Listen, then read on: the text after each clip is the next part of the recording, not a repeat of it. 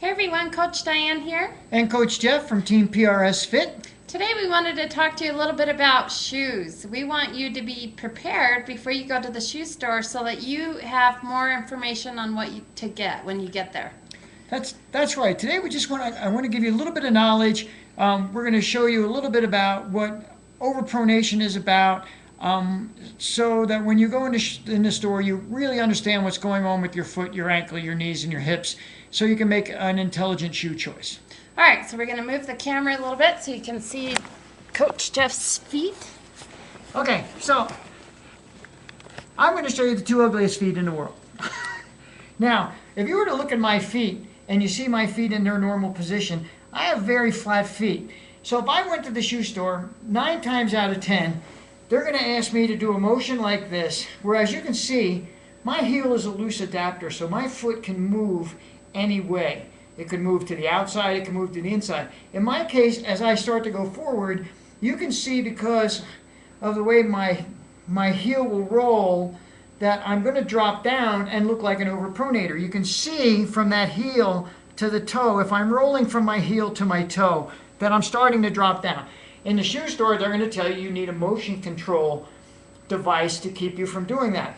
However, in reality, when I run with a midfoot strike, with my foot under my center of mass, my knee slightly flexed upon impact. So as you can see, in actuality, there is no drop in that foot. And I probably should show you from this angle.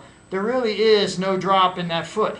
And one of the reasons why is, as you can see, when I'm like that and I bend my knee is tracking straight over my toes.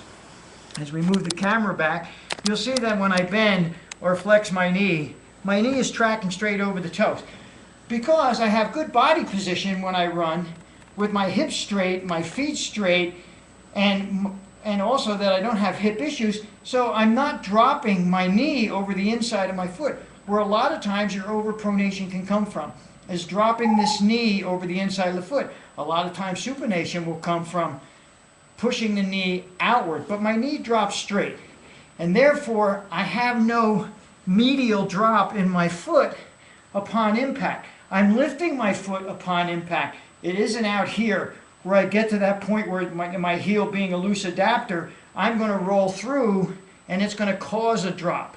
Because I'm here, and as you can see, I'm here and lifting out, there's no drop in my foot.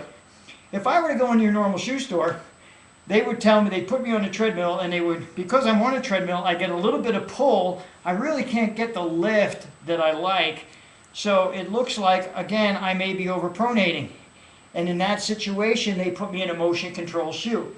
I'm here to tell you, if you look at our shoes behind us, and this isn't a commercial for a shoe, I run in a very lightweight neutral shoe. I wear no orthotic, because I have a straight foot plant, and when my foot comes down, I'm lifting out of there.